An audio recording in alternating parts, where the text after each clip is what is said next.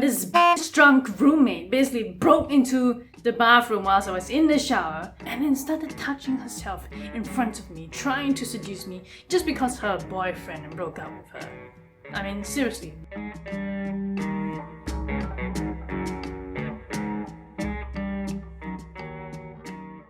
Greetings and welcome to my official rant series on why things suck. In this video, I will rage on angrily about why roommates are only good for fucking rent. I mean, seriously, having rented over about 8 places in the US, the only time I can recall a roommate ever being useful was when they covered half the rent. Otherwise, they're just noisy, disgusting, smoking, guest bringing, food stealing, party setting whores. First up, you never know what their hygiene senses are. You know the type, the ones that want you to be clean, yet they leave their hairs and pubes all over the place in the bathroom, or they clog up the kitchen sink with half-cooked pasta and a leaning tower of plates, or even worse, they leave their smoke-infested clothes on the floor. I mean, it's not like you could filter them out unless you're also the landlord. You're pretty much stuck to living in a dump with no control over cleanliness unless you could kill off these parasites or swap them with your clones. Secondly, you had to deal with their friends and friends of friends. Yes, I really loathe guests. And I don't mean that just because I'm an introvert.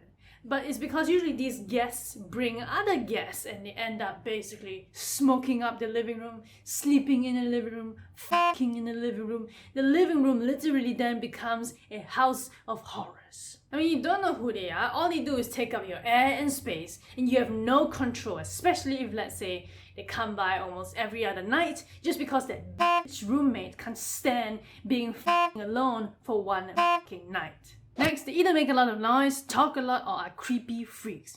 And yes, I don't mean just guests, but the roommates themselves are either very loud and the walls are usually very thin. If they're not loud and fucking the entire neighborhood, they're crazy control freaks who calculate every dime on the utility bills. Like seriously, I've experienced all types of roommates. There was one college bitch slut that literally wrote with her red lipstick on the mirror in a shared bathroom, "What did we do wrong?" like a crazy psycho killer. And another one of her bitch friends basically tossed a used cotton swab right under my door into my room. Really, very, very, very nasty bitches, some of these people. Seriously, roommates are either loud, creepy, or bitch sluts, I swear. And another time, this bitch drunk roommate basically broke into the bathroom whilst I was in the shower. And then, yeah, really, the locks were really flimsy because apparently landlords for this kind of cheap housing doesn't really care about investing in locks. And then started touching herself in front of me, trying to seduce me just because her boyfriend broke up with her. I mean, seriously, bitch, no. Okay? No. I don't swing that way, and I hate people, so stop sexually assaulting my eyes. I can never unsee that. Next, they fuck up the kitchen sink, steal your food, and commit all sorts of horrendous illegal shit you don't want to be a part of. Look, one time I had 3 roommates who decided to take a cat from the streets, right? Now, it was a dom, so it was illegal. And guess what? I got incriminated in that case just because these fucks decided to do that. To top it all off, their friends stole and drank from my juice jug. Directly from my juice jug. What, your parents never taught you not to steal shit from people? Were you brought up in a prison or something? Look, if you want my food because you're starving like a homeless or something, ask for it. Don't steal it. Especially when my name is written clearly on the fucking bottle itself, you fuck. Finally, you can't be your true self. Yeah, privacy is definitely a big issue with roommates. Especially with walls so thin, you can never ever be your true self. Like, if you want to talk to yourself, people can hear you. If you want to have a private, confidential business meeting, people can hear you. If you want to watch some films about taboo or dark topics, people can hear you and then judge you. Plus, roommates tend to have this notion that, oh, now that I'm living with you, I'm entitled to try to get to know you and or to start a conversation with you every time you're home. Like, bitch, no. Okay, I'm home, I just want to be alone, be myself and be by myself. I hate pretending to be nice to you and pretending like I give a shit about your existence. Now, this is by no means an exhaustive list, so if you can find any more reasons why roommates are only good for rent, please go ahead and comment on this video below. So with that in mind, let's say you're currently in this predicament and you're agreeing with me that your roommates or roommates are really only good for rent.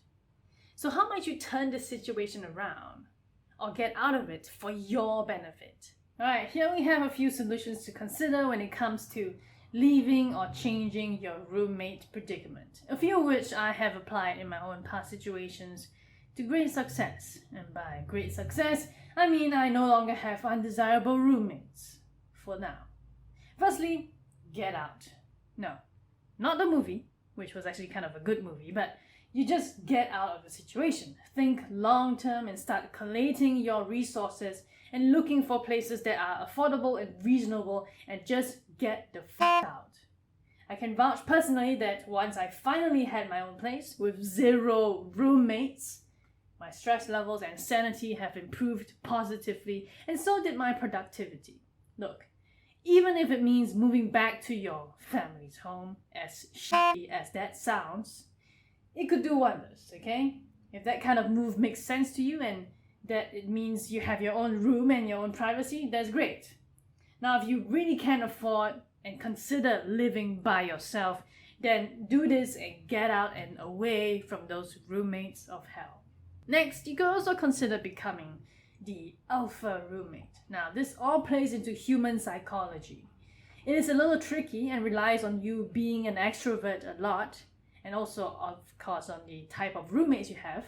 But if you could ascend from the new roommate status to the alpha/leader status, you essentially can dictate to the fellow roommates your expectations of living.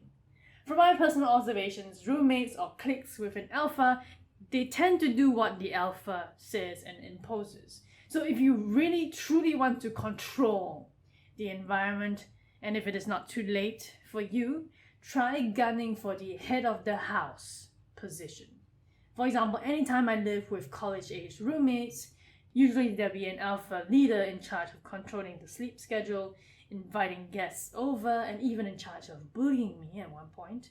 So if you have what it takes and are up for the challenge, go ahead and assert your dominance and try to claim that spot to control the group dynamic. Then of course you can watch over your area like a hawk. You can keep your belongings in the same area, you set up security cameras in your area, soundproof your entire room. I got my belongings a lot, having experienced all that roommate thievery drama. And it really does work if you have a security camera collecting evidence for you. Now, you don't even want to leave a toothpaste in the bathroom at all, because somebody desperate will use it and will steal it. Keep everything within your immediate vicinity and collect evidence of any roommates or guests trying to steal your shit in the fridge. That, of course, leads to my next point. Confront the culprits and get the authorities involved. Now, if they can't respect you by default as a human being, then make them respect you. Make them afraid of you. Because for sure as hell, they'll think twice before stealing your food ever again if they know you are, let's say, legally licensed to carry a gun wherever you go. In fact, it is psychologically proven that both negative and positive reinforcements can successfully modify human behavior. And if you can't be an alpha roommate and positively reinforce their behavior, then why not invoke a sense of fear in those fools? Sure, they may hate you, gossip a whole lot about you actually, etc. But hey, what's more important, keeping the peace with asshole roommates, or having a space that you inhabit with no drugs, alcohol, cigarettes that could affect your mental and physical health? Show them who's boss. Call the police on them if they make too much noise. If they get revenge on you for that, then call the police again. Call them again. Get the useless landlords and property managers involved too.